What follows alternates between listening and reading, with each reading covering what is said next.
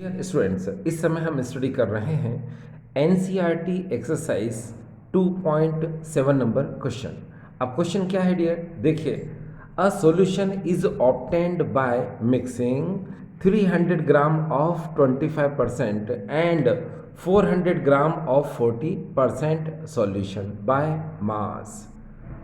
Calculate the mass percentage of resulting solution.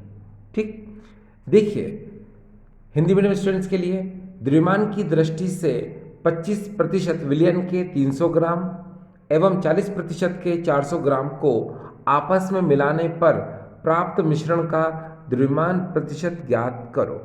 अब dear students, इस question को समझना हमारे लिए ज़रूरी है। देखिए, इस क्वेश्चन पे थोड़ा सा ध्यान दें आप। A solution is obtained by mixing 300 gram of 25% and 400 gram of 40%। तो यहाँ पर ये जो 300 ग्राम और 25% है, ये हो गया एक सॉल्यूशन। और दूसरा देखो 400 ग्राम ऑफ 40%, ये हो गया डियर दूसरा सॉल्यूशन। तो एक सॉल्यूशन ये हो गया और एक सॉल्यूशन ये हो गया।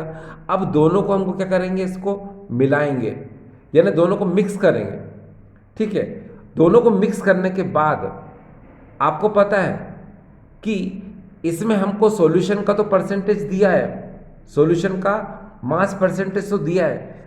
हमको अब सॉल्वेंट के मास परसेंटेज एंड सोल्यूट के मास परसेंटेज को डिटरमाइन करना है। विलेय के द्रव्यमान प्रतिशत एवं विलायक के द्रव्यमान प्रतिशत को निकालना है। कब? जब दोनों सॉल्यूशन को क्या करेंगे, हम मिक्स करेंगे, दोनों ही विलियन को क्या करेंगे, हम मिलाएंगे। तो डियर स्टूडेंट्स, देखिए, इस क्वेश्चन को समझने के लिए हम एक काम करते हैं।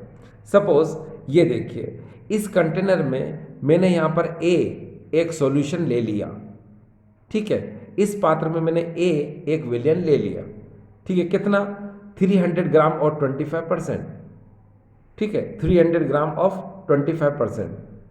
ठीक है, तो यहाँ पर 25% के 300 ग्राम मैंने इसमें ले लिए। फिर इसमें दूसरा सॉल्यूशन बी, दूसरा विलियन मैंने बी ले लिया, जिसमें मैंने 400 ग्राम ऑफ 40%, यानी 40% के 400 ग्राम इसमें मैंने ले लिए। अब मैंने क्या किया, दोनों को मैंने मिक्स कर दिया यहाँ पर। ठीक है, और एक सॉल्यूशन जो है तैयार किया। ठीक है, तो अब ये जब ये सॉल्यूशन तैयार होगा, ये सॉल्यूशन जो प्रिपेयर्ड होगा, इस सॉल्यूशन में हमको सोल्यूट का मास परसेंटेज निकालना है, विलेय का द्रव्यमान प्रतिशत निकालना है, एज वेल एज सॉल्वेंट का मास परसेंटेज को भी निकालना है, विलायक के द्रव्यमान प्रतिशत को भी निकालना है। ठीक है, अब बात ये आती है कि द्रव्यमान प्रतिशत यानी कि मास परसेंटेज को निकालने का फार्मूला आप जानते हैं। ये देखिए, mass percentage equal to mass of component into 100 upon total mass of solution, यानी कि मास ऑफ कंपोनेंट में यहाँ पर ऊपर आएगा solute, mass of component solute upon total mass of solution into 100। ये है फार्मूला मास परसेंटेज निकालने का। द्रव्यमान प्रतिशत निकालने के लिए हम घटक ए, मतलब घटक ए मतलब विलायक हो सकता है और विलेय हो सकता है। तो फिलहाल हम तो बात करेंगे यहाँ पर विलेय की। तो क्या बोल रहे हैं हम, घटक, या बोल सकते हैं विलेय घटक का द्रव्यमान बटे विलयन का कुल द्रव्यमान इनटू 100। एक बार फिर से देखिए, विलेय घटक का द्रव्यमान बटे विलयन का कुल द्रव्यमान into 100, mass of component upon total mass of solution into 100। ये मास परसेंटेज ऑफ सॉल्यूट निकालने का फार्मूला है। ठीक है डियर, अब यहाँ पर क्वेश्चन को समझना जरा। 300 ग्राम ऑफ 25%, तो 300 ग्राम ऑफ 25% में हम सॉल्यूट निकाल लेंगे। ठीक है, और 400 ग्राम ऑफ 40% में हम क्या करेंगे, सॉल्यूट निकाल लेंगे। ठीक है, पहले हम सॉल्यूट निकालेंगे, इसके सॉल्यूट और इसके सॉल्यूट को क्या करेंगे, ऐड कर देंगे दोनों को, और मास ऑफ कंपोनेंट की जगह लिख देंगे यहाँ पर। अब टोटल मास ऑफ सॉल्यूशन आपको दिखाई दे रहा है 300 एंड 400, दोनों को ऐड करके आप यहाँ लिख देना। ठीक है, बस इसमें इसका डिवाइड कर देना, आंसर आ जाएगा। ठीक है, तो शॉर्टकट मेथड से तो मैं आपको करके बताऊंगा ही, पहले हम जिसको देखें कि बुक के अकॉर्डिंग किस तरह से एग्जामिनेशन में कैसे लिखा जाता है, वो तरीका भी आप देखिए।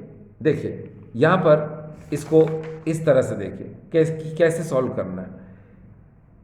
300 gram of 25% solution contains solute, ठीक है। 25% के 300 ग्राम विलियन में विलेय जो उपस्थित होता है उसकी मात्रा कैसे आएगी? देखो पहले आप 300 ऐसा कैसा लिख लेना, फिर 25 आप लिख देना, परसेंट हटाओगे तो अपॉन में 100 लिख देना। इसको सॉल्व करोगे, एक दो जीरो कट जाएंगे तो यहाँ आ जाएगा 75 ग्राम, ये आ गया, ठीक है। आप समझ गए 300 ग्राम ऑफ 25% में जो सॉल्यूट की क्वांटिटी है वो 75 ग्राम है, ठीक है। 25% विलियन के 300 ग्राम में विलेय की जो मात्रा है वो 75 ग्राम है, ठीक है।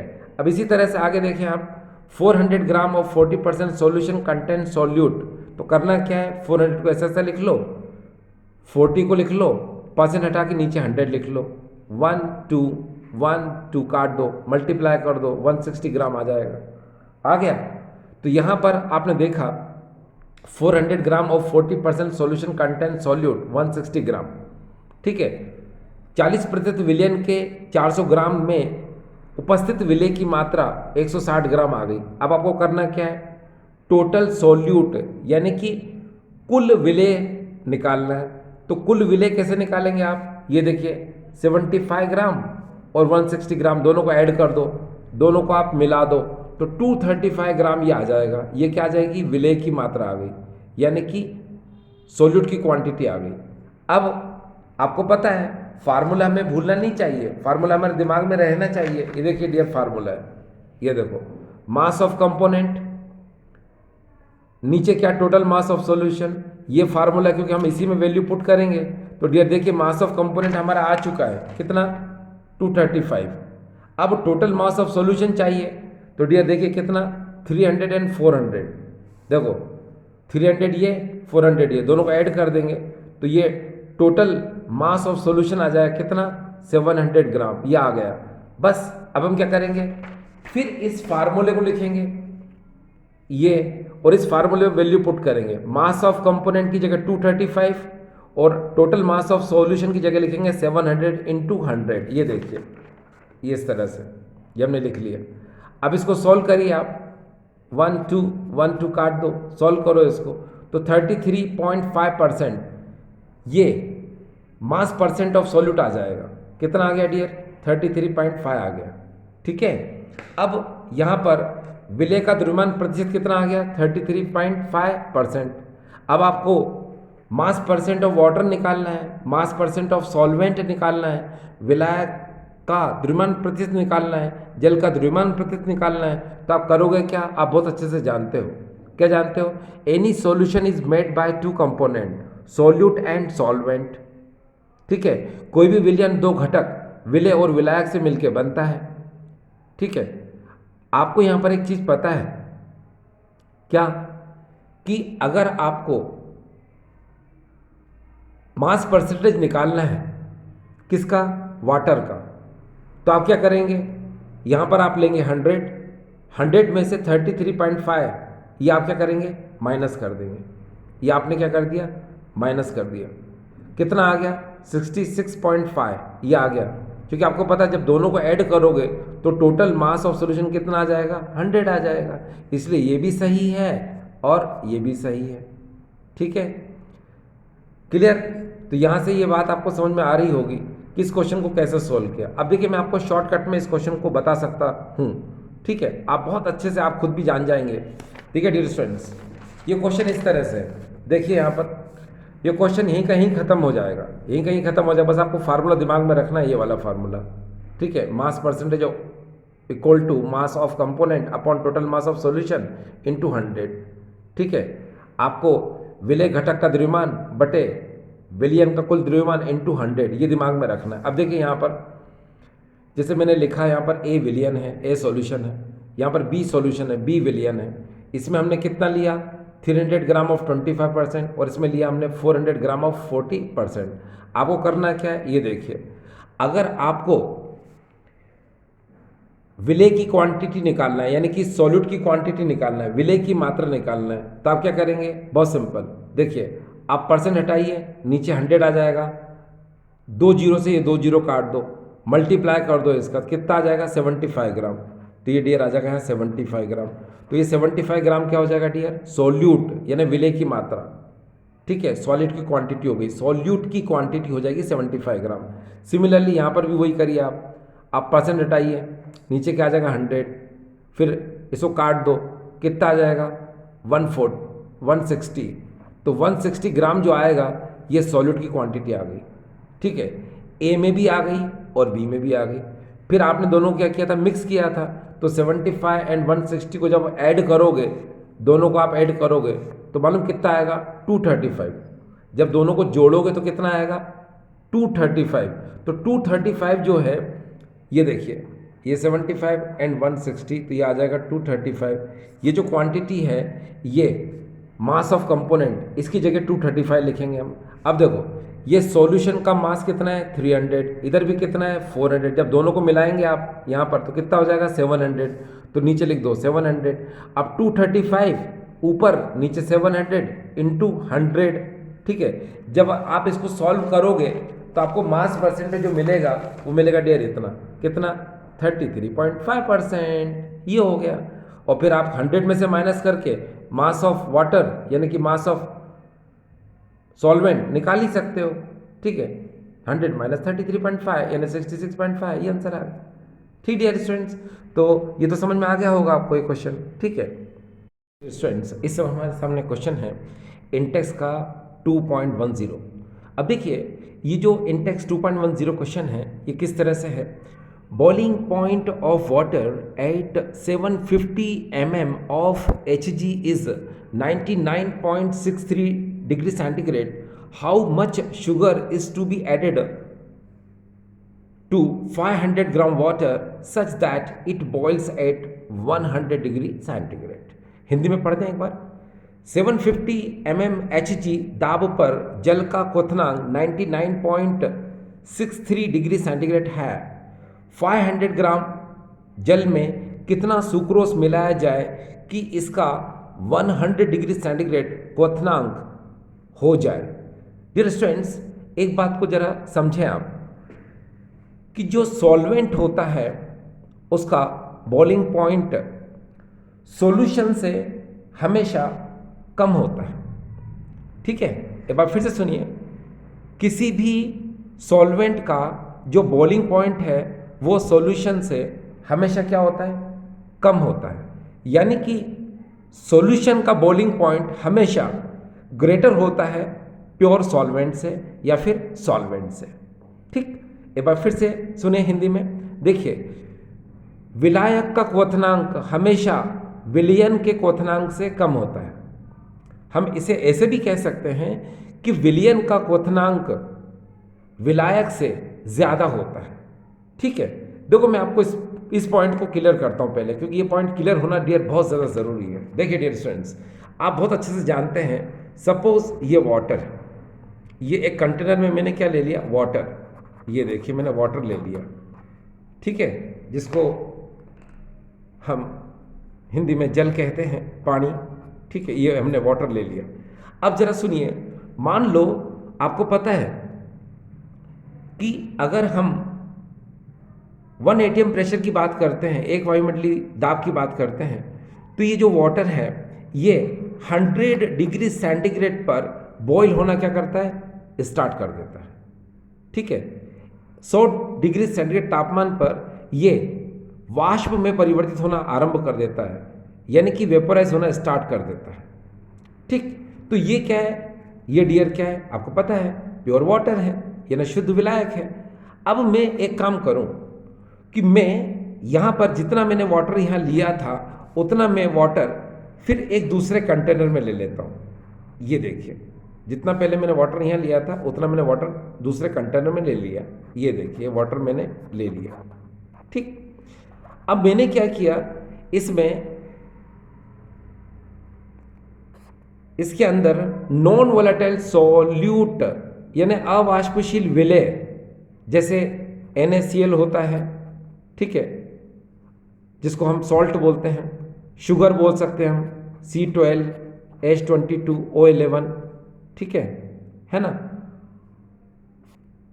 शुगर, सॉल्ट जानते हैं, ये जो भी हैं ये सब क्या होते हैं, ये नॉन वोलेटाइल होते हैं, ठीक है, यानी क्या होता है, ये अवाष्पशील होते हैं। तो जिनकी वजह से क्या होता है कि अब जब इस वाटर में यानी प्योर सॉल्वेंट में आपने नॉन वोलेटाइल सॉल्यूट मिला दिया तो ये क्या बन गया डियर, ये सॉल्यूशन बन गया।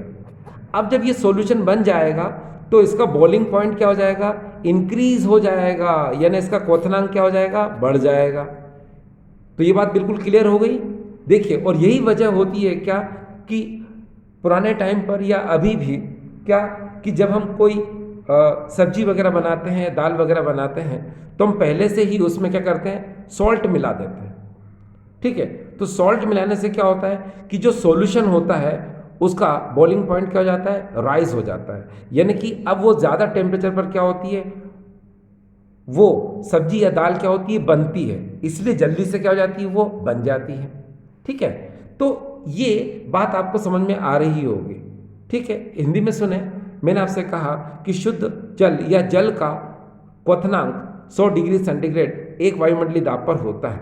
जब इसमें हम कोई भी अवाष्पशील विलय जैसे नमक, शर्करा या सुक्रोज कोई भी अगर हम मिला देते हैं तो वो विलेन बन जाता है, और विलेन बनने के बाद क्या होता है, उस का क्वथनांक बढ़ जाता है, उसका बॉइलिंग पॉइंट क्या हो जाता है, बढ़ जाता है, ठीक है। और यही वजह रहती है क्या कि दाल और सब्जियां बनाते समय हम पहले से ही नमक मिला देते हैं। तो नमक क्या होता है, अवाष्पशील विलय यानी नॉन वोलेटाइल सॉल्यूट होता है, ठीक है, जो सॉल्यूशन बनाने पर क्या करता है, बॉइलिंग पॉइंट को राइज कर देता है, क्वथनांक को बढ़ा देता है। बस ये थोड़ा सा एक जनरल इन्फॉर्मेशन थी डियर स्टूडेंट्स, ठीक है। चलिए हम वापस से अपने क्वेश्चन पर आ जाते हैं।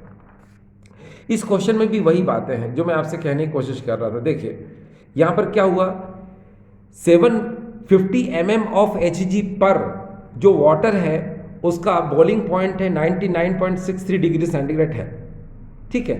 अब हम क्या करते हैं, अगर हम वाटर के 500 ग्राम को लें, ठीक है, और उसमें हम कितनी शुगर मिलाएं कि उसका बॉइलिंग पॉइंट राइज होकर कितना हो जाए, 100 डिग्री सेंटीग्रेड हो जाए, ठीक है, यानी पहले से क्या हो जाए, उसका बॉइलिंग पॉइंट क्या हो जाए, बढ़ जाए, ठीक है।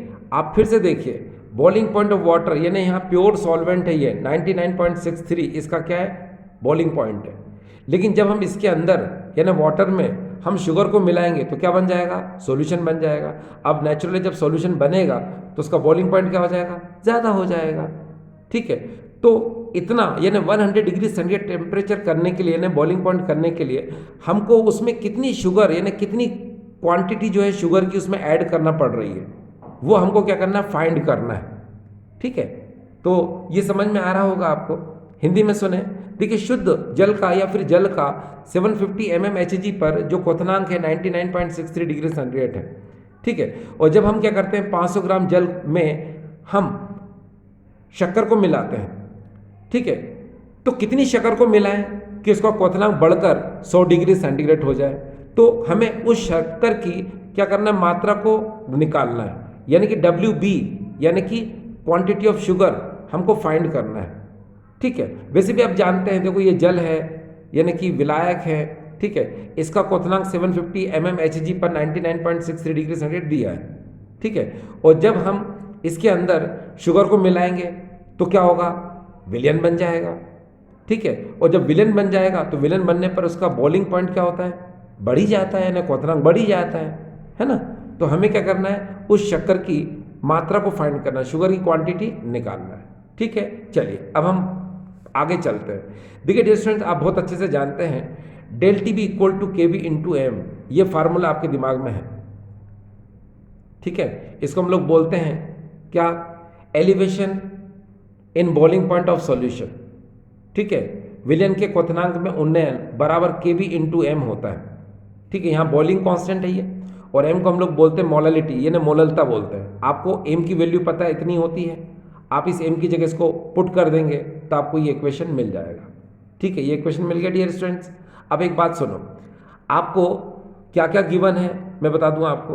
देखो के बी फॉर वाटर आपको क्वेश्चन में दे भी सकता है, नहीं भी दे सकता है। अगर नहीं दिया है तो आप याद कर लो कि K B for water 0.522 kelvin kilogram mole inverse होता है, ये याद कर लेना आप।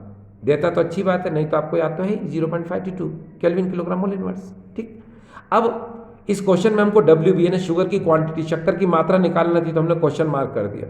आपको पता है शुगर का जो मोलर मास है, सुक्रोज का जो मोलर मास है, ये यहाँ पर सुक्रोज का, ठीक है, वो सुक्रोज का जो मोलर मास है वो अपन को पता है 342 होता है, वो 342 हमने लिख दिया। ठीक है, अब आगे बात करते हैं हम लोग। देखिए अगर हम WA की बात करें, मास ऑफ सॉल्वेंट, तो वो 500 ग्राम दिया हुआ है, वो भी हमने लिख लिया। अब यहाँ पर डेल TB की जो वैल्यू है डियर, क्योंकि आपको यहाँ डेल TB चाहिए, तो डेल TB को क्या बोलते हैं हम? Elevation in boiling point of solution. अब ये elevation boiling point of solution क्या होता है? इसको बोलते हैं हिंदी में विलयन के क्वथनांक में उन्नयन। तो यहाँ पर क्या होता है? Del TB equal to TB minus T0 भी आता है, यानी कि ये जो है ये सॉल्यूशन का बॉइलिंग पॉइंट है और ये सॉल्वेंट का बॉइलिंग पॉइंट है, और सॉल्यूशन का बॉइलिंग पॉइंट हमेशा सॉल्वेंट के बॉइलिंग पॉइंट से क्या होता है? ज़्यादा होता है। तो इसमें जो डिफरेंस होता है उसी को हम लोग बोलते हैं क्या? एलिवेशन इन बॉइलिंग पॉइंट, जिसको कि हम डेल TB से शो करते हैं। अब क्वेश्चन में देखिए सॉल्यूशन का कितना है? 100 डिग्री सेंटीग्रेड, और वाटर का कितना है? 99.63। ये तब है जब हमने शुगर नहीं मिलाई थी, और ये तब है जब हमने शुगर को मिलाया। तो ये सॉल्यूशन बनने के बाद और ये सॉल्यूशन बनने से पहले, यानी कि वाटर का।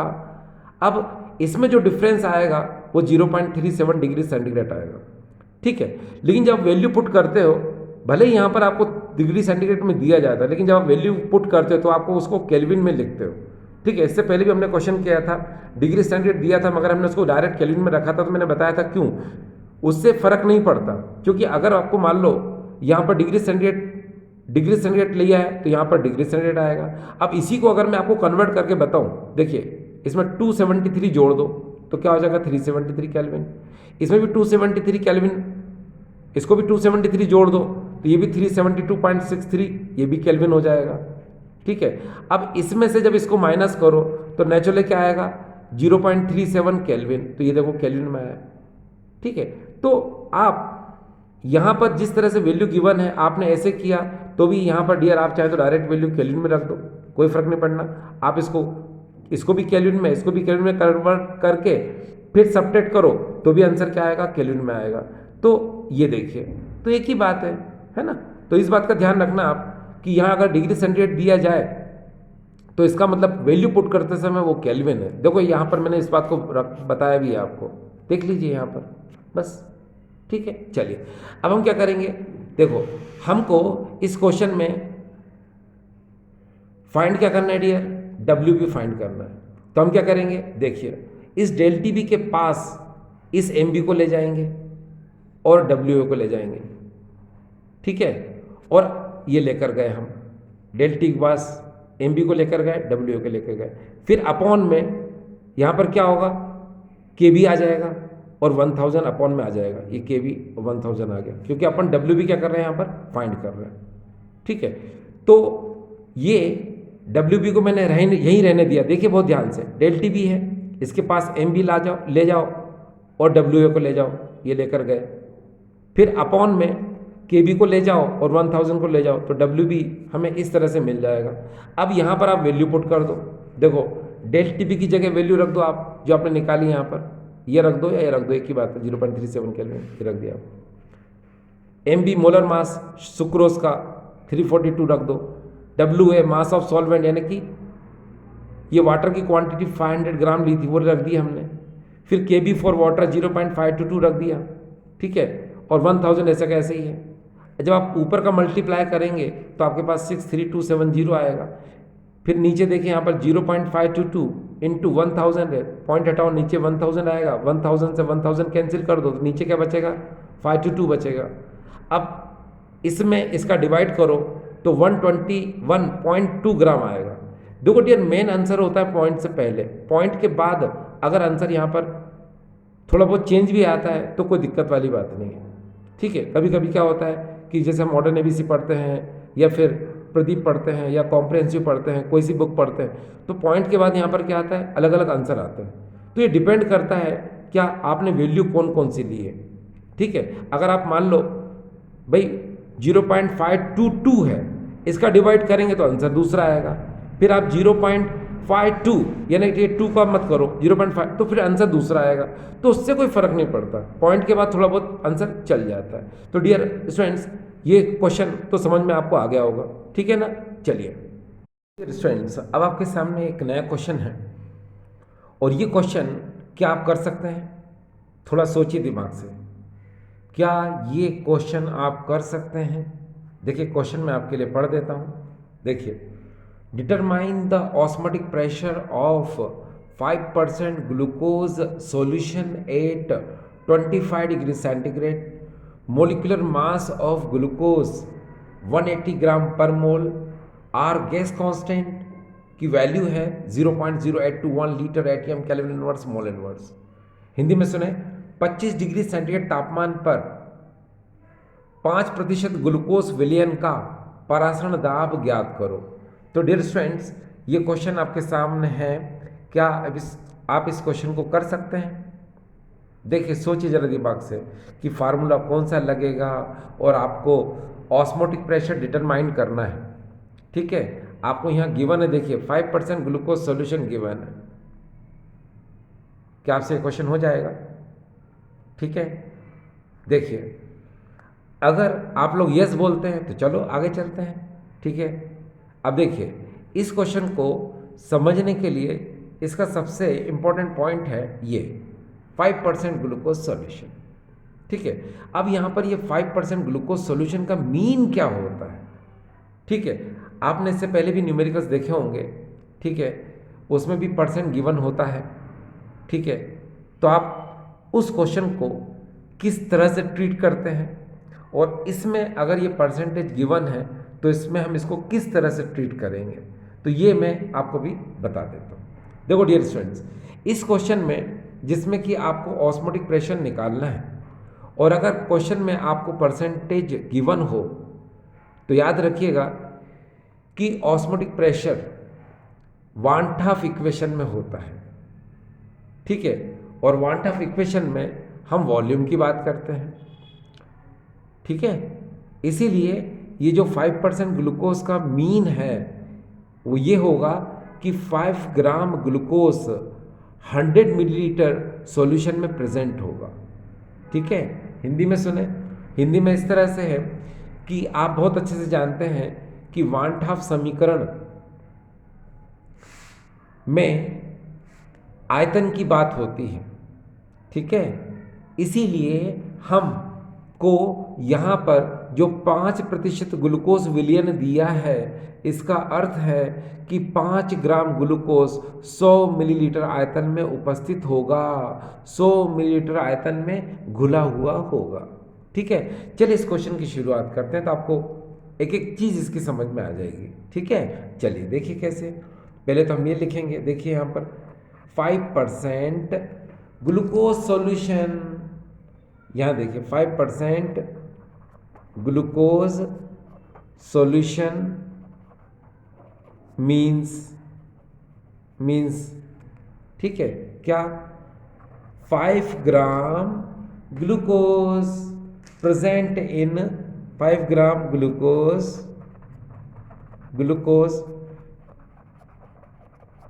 Present in 100 ml solution. Hindi में सुने, 5 ग्राम ग्लूकोज, ठीक है, ये 5 ग्राम ग्लूकोज 100 मिलीलीटर विलयन में उपस्थित है।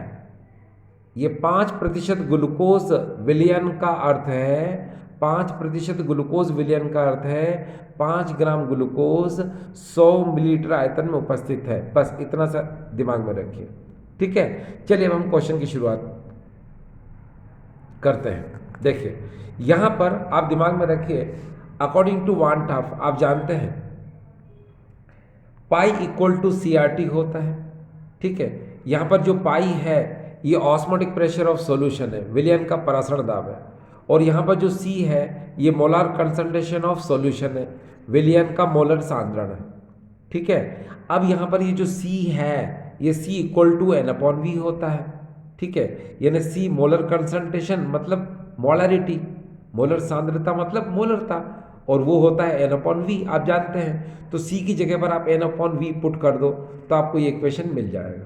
ठीक है, अब आप जानते हैं यहाँ पर n क्या है, number of moles of solute. ये n क्या है, number of moles of solute, यानी कि विलेय के मोलों की संख्या। तो number of moles of solute equal to quantity of solute upon molar mass of solute. विलेय की मोलों की संख्या बराबर विलेय की ग्राम में मात्रा बटे विलेय का आणविक द्रव्यमान होता है। तो आप n की जगह WB अपॉन MB पुट कर दो, तो जब आप पुट करेंगे तो ये आपको इक्वेशन मिल जाएगा। ये देखिए, इसी को आप यूज़ कर सकते हैं क्या, ऑस्मोटिक प्रेशर डिटरमाइन करने के लिए। ठीक है, तो ये हमने जो ऑब्टेन किया, ये वान हाफ इक्वेशन से ही इसको ऑब्टेन किया। ठीक है, क्योंकि वान हाफ इक्वेशन क्या होती है, पाई इक्वल टू CRT होती है ये। ठीक है, और वान हाफ इक्वेशन में हमने C की वैल्यू पुट कर दी। ठीक है, और फिर n अपॉन V जब हो जाएगा, क्योंकि C equal to n upon V होता है, आपने रख दिया, फिर n की जगह W अपॉन MB रख दिया, तो ये देखिए हमको ये डेरिवेशन मिल जाएगा। ठीक, अब हम इस क्वेश्चन को सॉल्व करते हैं। देखिए डियर स्टूडेंट्स, हमेशा एक बात का ध्यान रखना, R की वैल्यू बहुत इंपॉर्टेंट होती है, जिसको कि हम लोग बोलते हैं गैस कांस्टेंट की वैल्यू।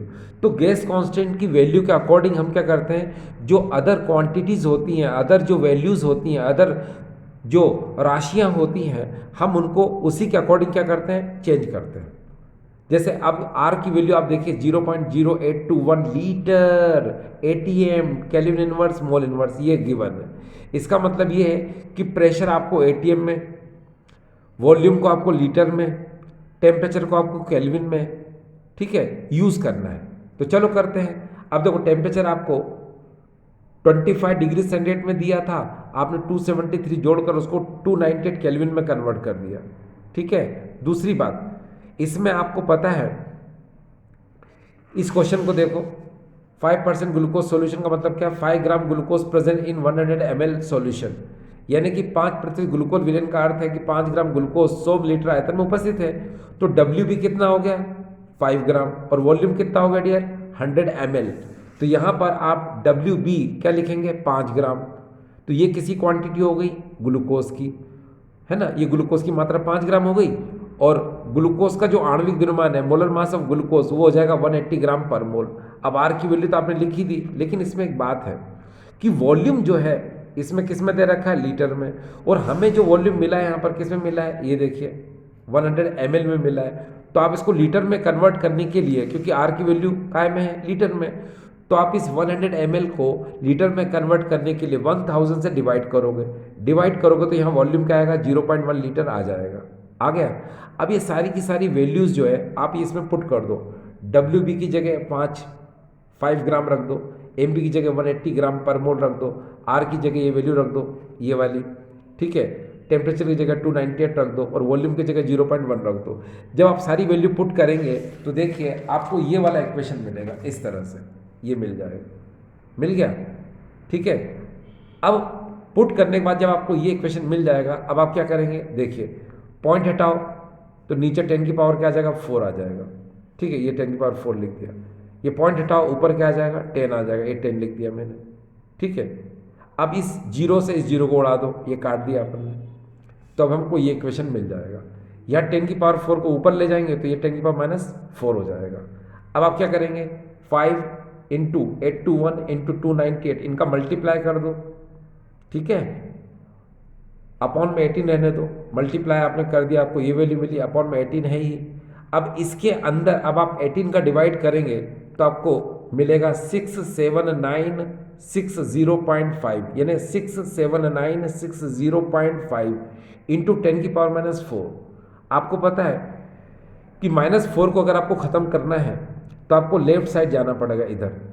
जितना इधर जाओगे पावर क्या होती जाएगी, ख़त्म होती जाएगी। अब जैसे -4 है, आप इधर गए, -3 बची, इधर आए -2। ठीक है, आप समझने की कोशिश करना। देखो यहाँ पर क्या है, -4 है, इधर आए तो क्या हो गई, -3, इधर आ गया तो -2, इधर आ गया तो -1।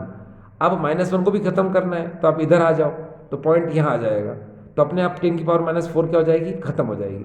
तो इसका एक्चुअल आंसर क्या आएगा, 6.8 ATM। तो डियर स्टूडेंट्स, यही इसका आंसर है। और आपने देखा कि इस क्वेश्चन को आप किस तरह से इजी तरीके से कर सकते हैं। ठीक dear students, I hope dear students आपको आज का वीडियो समझ में आया होगा। ठीक है, थैंक यू।